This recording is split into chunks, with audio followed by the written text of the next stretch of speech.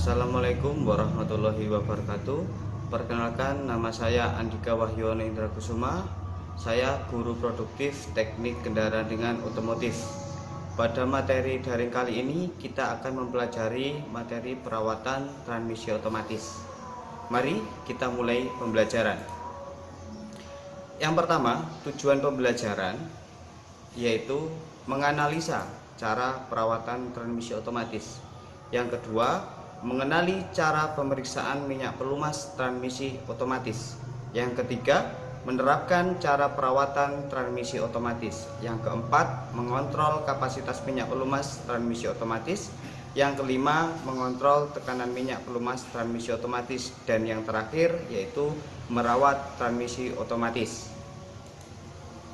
Transmisi otomatis adalah transmisi yang pemindahan gigi dan operasional koplingnya dilakukan secara otomatis.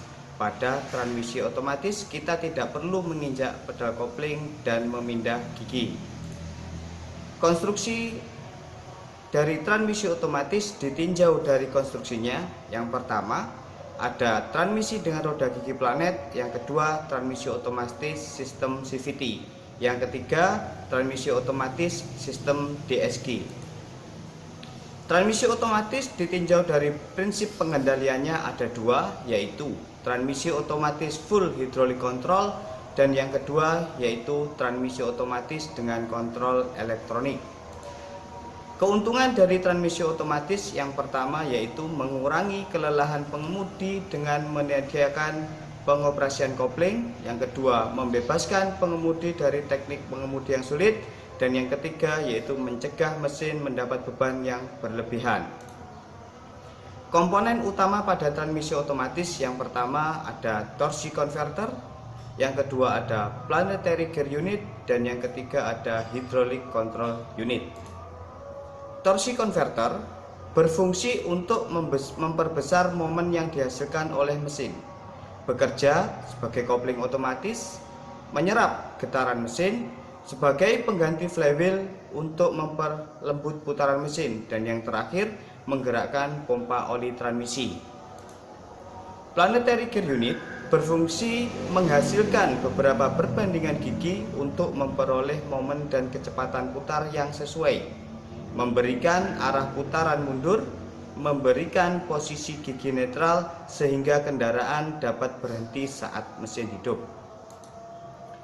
Yang ketiga, hydraulic control unit berfungsi mengalirkan minyak transmisi ke torsi converter, mengatur tekanan hidrolik yang dihasilkan oleh pompa oli, merubah beban mesin dan kecepatan kendaraan menjadi sinyal hidrolis, memberikan tekanan hidrolik ke kopling dan rem untuk mengatur operasi planetary gear, melumasi bagian-bagian transmisi dengan minyak atau oli transmisi, mendinginkan torsi converter dan transmisi dengan minyak atau oli transmisi.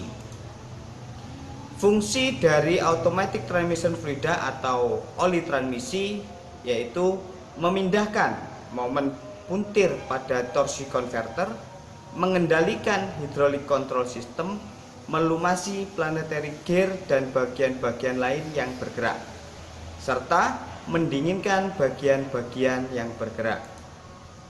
Diagnosa kerusakan pada transmisi otomatis, terutama yang menggunakan kontrol elektronik, dapat dilakukan dengan menggunakan alat scan tool yang dihubungkan pada konektor DLC yang tersedia pada kendaraan. Untuk pemeriksaan awal pada transmisi otomatis bisa dilakukan dengan sistem diagnosa, pemeriksaan lampu indikator odometer, pemeriksaan DTC dengan menggunakan scan tool, dan membaca DTC yang terdeteksi pada scan tool.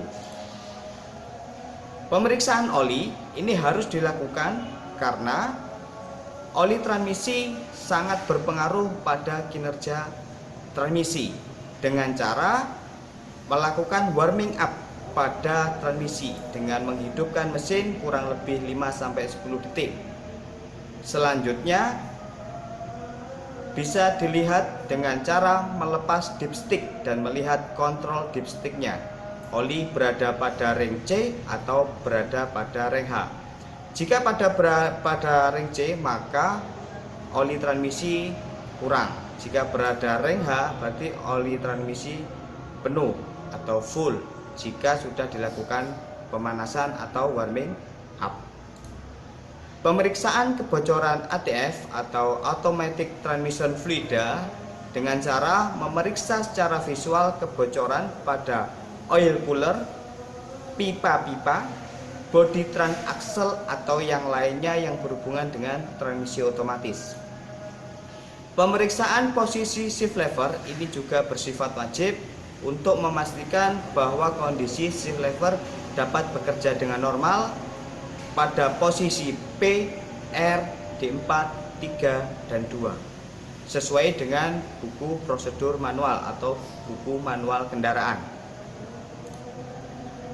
Pemeriksaan dan penyetelan kabel kontrol ini juga harus dilakukan karena bisa mengakibatkan hal yang fatal jika terjadi kerusakan pada kabel kontrol di transmisi otomatis dengan cara melihat secara visual dan melihat posisi dari selektor P, R, dan N, dan juga memastikan bahwa kendaraan hanya bisa di starter pada saat kondisi tuas transmisi P ataupun N. Pemeriksaan dan penyetelan neutral start switch ini juga harus dilihat atau juga diperhatikan dengan melihat indikator garis dasar pada selektor di transmisi otomatis. Uji jalan ini juga harus dilakukan untuk mengetahui bahwa kendaraan ini bekerja dengan baik, khususnya pada transmisi otomatisnya dengan cara melakukan pengendaraan baik dari posisi D, posisi 2, posisi 3, posisi R, dan posisi P. Hal penting yang harus dilakukan pada transmisi otomatis, kendaraan dengan transmisi otomatis tidak boleh dijalankan dalam keadaan mesin mati atau diderek karena oil pump tidak bekerja dan tidak ada tekanan hidrolik pada transmisi.